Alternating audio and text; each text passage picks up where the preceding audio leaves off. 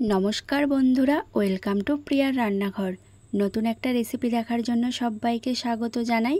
আজকে তোমাদের সাথে শেয়ার করব একটা পরোটার রেসিপি, যার নাম লাচ্ছা পরোটা বা লেয়ারযুক্ত পরোটা। নরম তুলতুলে পরোটাগুলো খেতে কিন্তু দারুণ টেস্টি হয়। তো চলুন দেখে নিই। এখানে আমি পরোটা বানানোর জন্য নিয়েছি 1 বাটি ময়দা। ময়দাটা আপনারা বাড়িয়ে কমিয়েও নিতে পারেন। দিয়ে দিয়েছি সামান্য লবণ আর সামান্য চিনি, আর দিয়ে দিচ্ছি কিছুটা সাদা তেল। এবার ভালো করে ময়াম দিয়ে নেব ময়দাটাকে।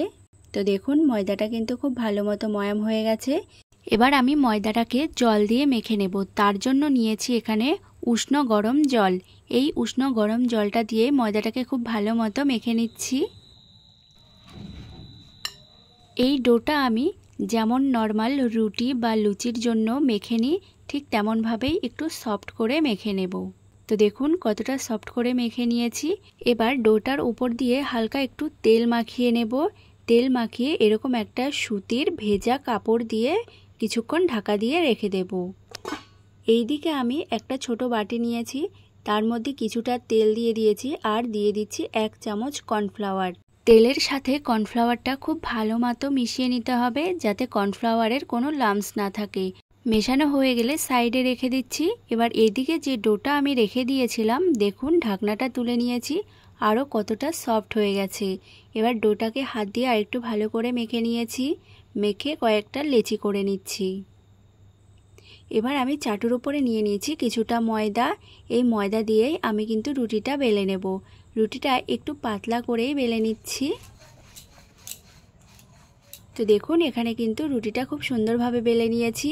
এবার এর ওপরে আমি যে কর্নফ্লাওয়ারের ব্যাটারটা তৈরি করেছিলাম সেটা দিয়ে দিচ্ছি।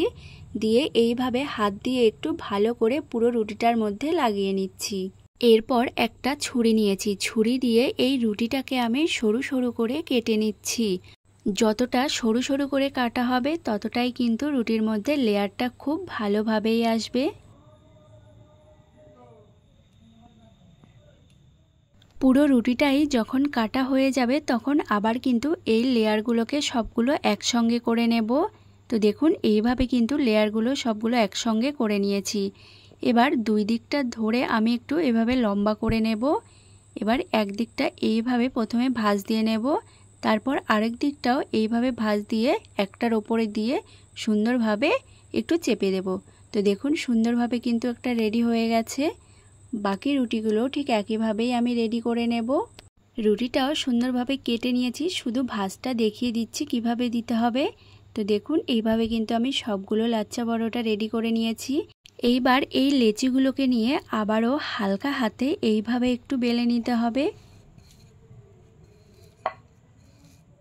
তো দেখুন এখানে কিন্তু একটা লাচ্ছা পরোটা পুরোপুরিভাবে তৈরি করে নিয়েছি। বাকি পরোটাগুলো একইভাবেই তৈরি করে নিচ্ছি। এইবার এইদিকে আমি ফ্রাই প্যানটা গরম হতে বসিয়ে দিয়েছি। ফ্রাই প্যানটা গরম হয়ে গেলে তার মধ্যে একটা পরোটা দিয়ে দিচ্ছি। হালকা প্রথমে সেঁকে নিয়েছি, এরপর আমি 1 চামচ তেল দিয়ে দিয়েছি। তেলটা দিয়ে এবার উল্টে পাল্টে একটু ভালো করে পরোটাটা ভেজে নেব। খুব বেশি তেল কিন্তু এই পরোটার মধ্যে লাগবে না, হালকা একটু তেল দিয়ে খুব সুন্দরভাবে ভাজা হয়ে যাবে। তো দেখুন এখানে কিন্তু একটা লাচ্ছা পরোটা আমার একদম রেডি। এবার নামিয়ে নিচ্ছি। বাকি পরোটাগুলো ঠিক একইভাবেই ভেজে নেব। তো দেখুন এই পরোটাও কিন্তু সুন্দরভাবে ভাজা হয়ে গেছে। এবার নামিয়ে নিচ্ছি। সবগুলো পরোটা ভাজা হয়ে গেলে পরোটাগুলো হালকা গরম থাকা অবস্থায় কিন্তু হাত দিয়ে এইভাবে একটু প্রেস করে দিতে হবে, তাহলে দেখবেন খুব সুন্দরভাবে পরোটার লেয়ারগুলো খুলে যাচ্ছে। তো দেখুন সবগুলো পরোটারই লেয়ারগুলো কতটা সুন্দর খুলে গেছে। এই পরোটাগুলো খাওয়ার জন্য যে কোনো রকম সবজি, ডাল, আলুর দম সবগুলো দিয়েই কিন্তু খেতে দারুণ লাগে, এমনকি শুধু শুধু খেতেও কিন্তু খুব ভালো লাগে। এই পরোটাগুলো বাড়িতে একবার হলেও বানিয়ে দেখবেন, খেয়ে মন ভরে যাবে। তো আজকের ভিডিওটি যদি ভালো লেগে থাকে চ্যানেলটি প্লিজ সাবস্ক্রাইব করে দেবেন।